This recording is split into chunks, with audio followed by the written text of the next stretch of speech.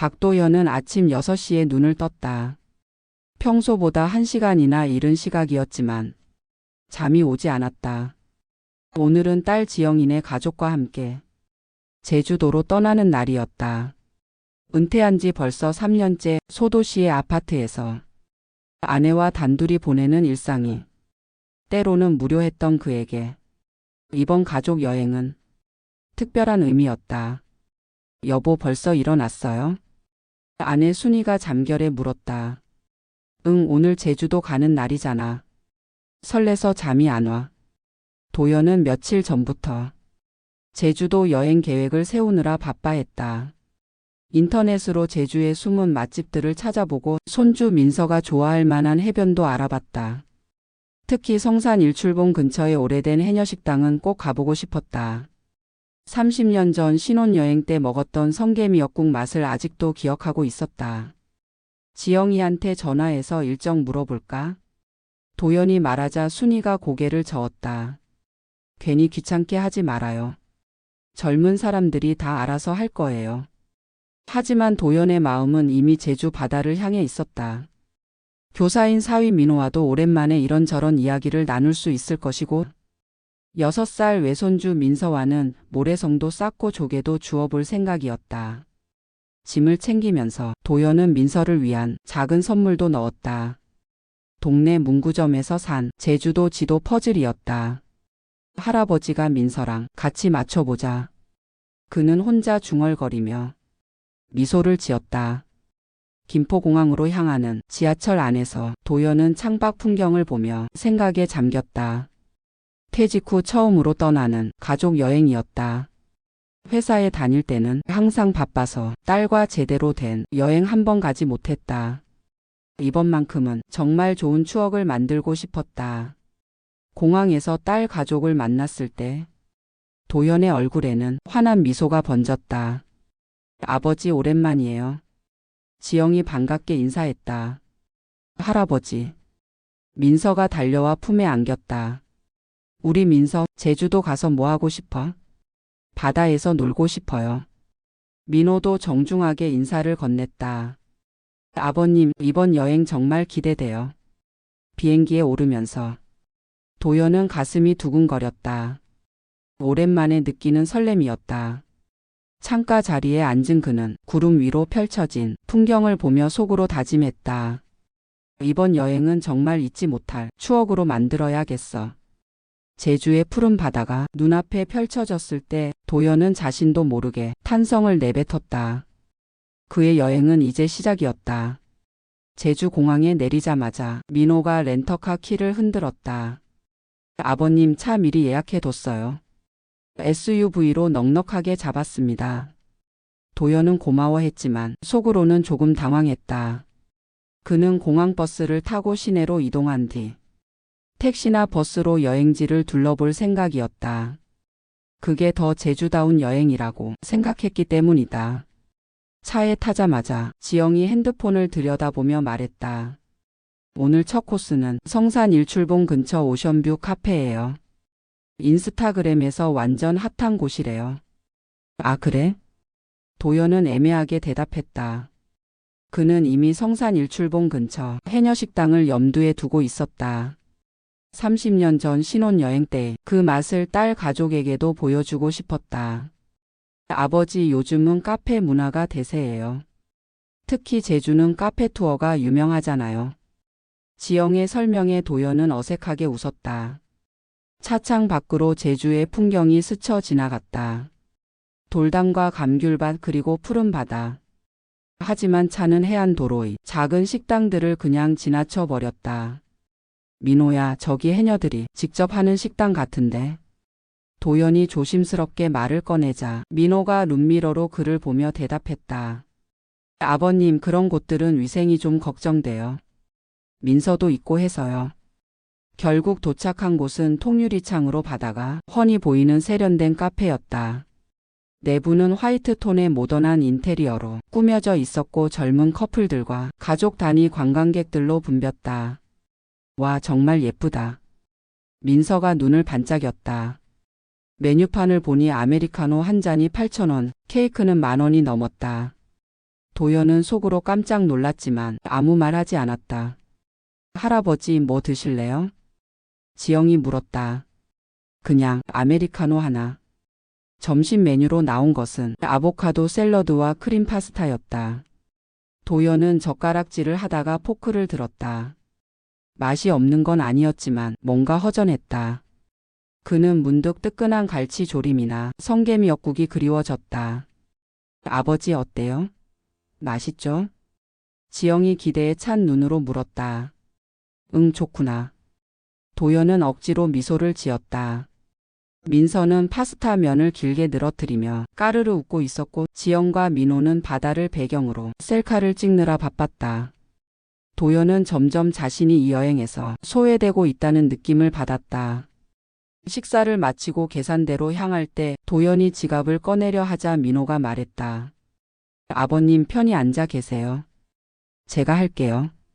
하지만 지영이 남편을 제지했다. 여보, 아버지가 내신다고 하셨잖아. 그 순간 도연은 이상한 기분이 들었다. 마치 자신이 돈 내는 사람 역할만 하고 있는 것 같았다. 연금으로 생활하는 처지에 5만 원이 넘는 점심값이 부담스럽긴 했지만 더 섭섭한 건 아무도 감사 인사를 하지 않는다는 점이었다. 카페를 나서며 도연은 바다를 바라봤다. 분명 같은 제주 바다인데 왜 이렇게 낯설게 느껴질까? 여행 이틀째 아침, 도연은 침대에서 몸을 일으키기가 힘들었다. 어제 하루 종일 걸어다닌 탓에 무릎이 욱신거렸고 평소보다 일찍 잠자리에 들었음에도 피로가 가시지 않았다. 옆에서 자고 있던 아내 순이도 어깨가 아파 죽겠어라며 신음소리를 냈다. 여보, 오늘은 좀 천천히 다녔으면 좋겠어. 순이가 작은 목소리로 말했다. 도연도 같은 마음이었다. 67세 나이에 20대처럼 빡빡한 일정을 소화하기엔 체력이 딸렸다. 그는 용기를 내어 옆방에서 준비하고 있던 딸에게 말을 꺼냈다. 지영아, 나는 오전에는 좀 쉬었다가 오후에 같이 다니면 어떻겠니? 지영이 화장을 하던 손을 멈추고 돌아봤다. 아버지, 시간이 아까워요. 아침 일찍 움직여야 일정 다 소화할 수 있어요. 오늘 한라봉 체험하고 카멜리아 힐도 가고 저녁엔 흑돼지 맛집 예약해뒀거든요. 그래도 나이가 있으니까. 아버지, 괜찮아요. 차에서 쉬시면 되잖아요. 지영의 말은 단호했다.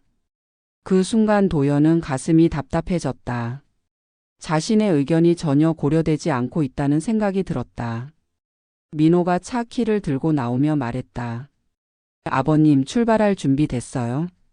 일정이 좀 빡빡해서 지금 나가야 해요. 도연은 마지못해 자리에서 일어났다. 순이는 그의 얼굴빛을 보고 아무 말 하지 않았다. 하루 종일 이어진 여행 코스는 정말 숨가쁘게 진행됐다. 한라봉 체험장에서는 사진만 몇 장 찍고 나왔고 카멜리아 힐에서는 민서가 뛰어다니는 걸 따라다니느라 정작 꽃구경은 제대로 못했다. 도연은 계속 빨리 소리에 떠밀려 다녔다. 저녁 식사는 제주 시내의 유명한 흑돼지 맛집에서 했다. 고기 맛은 좋았지만 분위기는 어수선했다. 다른 테이블에서는 술에 취한 관광객들이 시끄럽게 떠들고 있었고 직원들은 바쁘게 움직이느라 서비스도 엉망이었다. 역시 유명한 곳이라 사람이 많네요.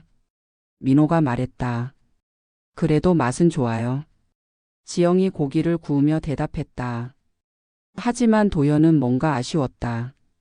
조용한 곳에서 가족끼리 편안하게 대화하며 식사하고 싶었는데 이곳은 너무 시끄러워서 서로 소리를 지르며 대화해야 했다. 식사를 마치고 계산서가 나왔다. 15만 원이었다. 그 순간 테이블의 모든 시선이 자연스럽게 도연에게 집중됐다. 지영도 민호도 심지어 민서까지도 할아버지를 바라봤다. 도연은 지갑에서 카드를 꺼내며 속으로 한숨을 쉬었다. 연금으로 한 달 생활비가 200만 원 남짓한데 이틀 만에 벌써 30만 원 가까이 썼다. 남은 여행 일정을 생각하니 걱정이 앞섰다. 계산을 마치고 나와도 아무도 감사합니다 라는 말을 하지 않았다. 그저 배불러요, 맛있었어요 라는 말만 오갔다. 숙소로 돌아가는 차 안에서 도연은 창밖을 보며 생각했다. 나는 여기서 무엇인가? 그냥 돈만 내는 ATM기인가? 그의 마음은 점점 무거워져만 갔다. 그날 밤 숙소에서 도연은 잠들지 못하고 뒤척였다. 옆에서 자고 있던 아내 순이에게 작은 목소리로 털어놓았다. 여보, 이럴 줄 알았으면 그냥 우리 둘이 올 걸 그랬어. 왜 그래요? 뭔가 안 좋은 일 있었어요? 아니야. 그냥 뭔가 우리가 손님 같아 돈만 내고 끌려다니는 기분이야. 순이는 남편의 손을 잡았다.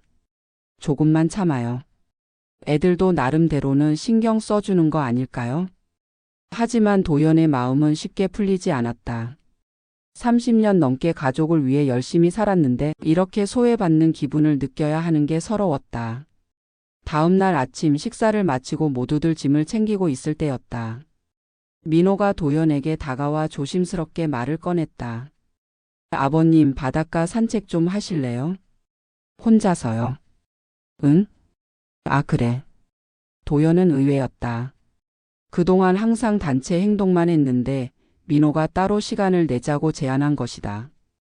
두 사람은 숙소 앞 해변을 천천히 걸었다.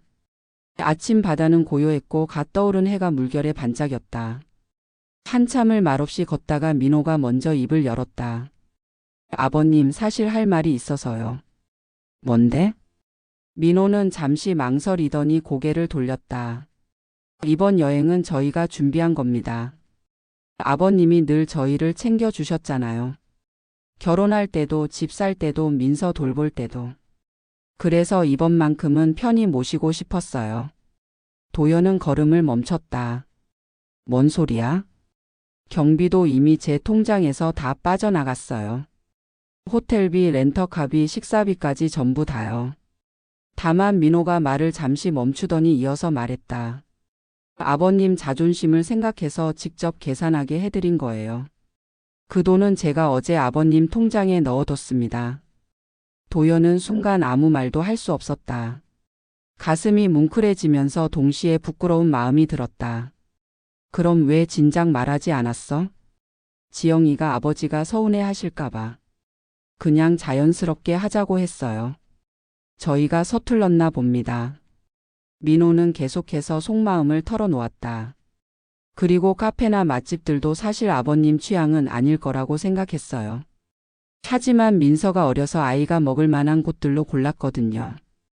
다음번엔 아버님이 원하시는 곳들로 갈게요. 바다 바람이 두 사람의 머리카락을 흔들었다. 도연은 코끝이 찡해지는 걸 느꼈다. 민호야. 내 아버님. 고마워. 정말 고마워. 그때 멀리서 지영의 목소리가 들렸다. 아빠, 민호야. 어디 계세요? 두 사람은 서로를 보며 미소를 지었다. 도연은 처음으로 이번 여행에서 진짜 미소를 지었다. 가자, 우리 딸이 기다리고 있네. 숙소로 돌아가는 길에 도연은 마음이 한결 가벼워졌다. 자신이 오해하고 있었구나. 딸과 사위가 서툴긴 해도 나름대로 최선을 다해 자신들을 모시려 했던 것이다. 그는 문득 깨달았다. 완벽한 소통은 없다. 하지만 서로를 위하는 마음만 있다면 언제든 오해는 풀릴 수 있다는 것을. 그날 저녁 가족들은 숙소 로비의 작은 카페에 둘러앉았다. 제주 마지막 밤이었다. 민서는 할아버지가 선물해준 퍼즐을 맞추느라 바빴고 어른들은 따뜻한 차를 마시며 조용한 시간을 보내고 있었다. 지영이 먼저 입을 열었다. 아버지, 죄송해요. 이번 여행에서 아버지 의견을 제대로 안 들었네요. 도연은 고개를 저었다. 무슨 소리야? 너희들이 얼마나 신경 써줬는데. 아니에요. 민호가 다 얘기했어요. 아버지가 서운하셨다고 순이가 딸의 손을 잡았다. 지영아, 너희들 마음 우리 다 알아. 고마워. 민호도 진지한 표정으로 말했다. 아버님, 다음번엔 정말로 아버님이 원하시는 곳들로 가요. 해녀식당도 가고 재래시장도 구경하고. 그래? 도연의 얼굴에 미소가 번졌다. 그럼 다음엔 할아버지가 가이드 할게. 30년 전 신혼여행 때 갔던 맛집들 아직도 기억해. 정말요? 와, 기대된다. 지영이 눈을 반짝였다. 그때 민서가 퍼즐 한 조각을 맞추며 소리쳤다. 할아버지. 여기 성산 일출봉 완성했어요. 우리 민서가 참 잘했네. 내일 비행기 타기 전에 진짜 성산 일출봉 한 번 더 보러 갈까? 네. 할아버지랑 같이 가요. 민서가 할아버지 품에 안겨들자 도연은 마음이 따뜻해졌다. 이런 게 진짜 가족 여행의 의미가 아닐까? 아버지 사진 한 장 찍을까요? 지영이 핸드폰을 꺼냈다. 좋지. 이번에는 셀카가 아니라 제대로 된 가족 사진이었다. 지나가던 다른 투숙객에게 부탁해서 5명이 모두 한 프레임에 들어가게 찍었다. 도연은 사진을 찍는 동안 진심으로 웃을 수 있었다. 밤이 깊어가자 민서가 먼저 졸기 시작했다. 민호가 아이를 업고 방으로 데려가면서 말했다. 아버님, 내일 오전엔 천천히 쉬었다가 점심 먹고 공항 가요. 서두르지 마세요. 고마워, 민호야. 지영도 일어서며 아버지에게 다가갔다. 아버지 사랑해요. 그리고 정말 감사해요. 저희 때문에 고생 많으셨죠? 무슨 고생이야, 너희들과 함께 있으니까 행복해. 딸이 아버지에게 안겨들자 도연은 딸의 머리를 쓰다듬었다. 언제부터인가 자신보다 키가 커진 딸이지만 이렇게 안겨 있으니 어린 시절 그대로였다. 그날 밤 침대에 누워서 도연은 아내에게 말했다. 여보, 좋은 여행이었어. 진짜요? 어제까지만 해도 투덜거리더니. 응. 가족이란 게 원래 이런 거 아닐까? 서로 서툴고 때로는 오해하고 그렇지만 결국은 사랑하니까 이해하게 되는 거. 순이가 남편의 손을 잡았다. 맞아요. 우리도 젊었을 때 얼마나 실수 많이 했는데. 제주의 마지막 밤 도연은 마음속으로 다짐했다. 완벽한 여행은 없다. 완벽한 가족도 없다. 하지만 서로를 존중하고 이해하려는 마음만 있다면 어떤 순간이든 소중한 추억이 될 수 있다. 내일은 또 다른 시작이 될 것이다.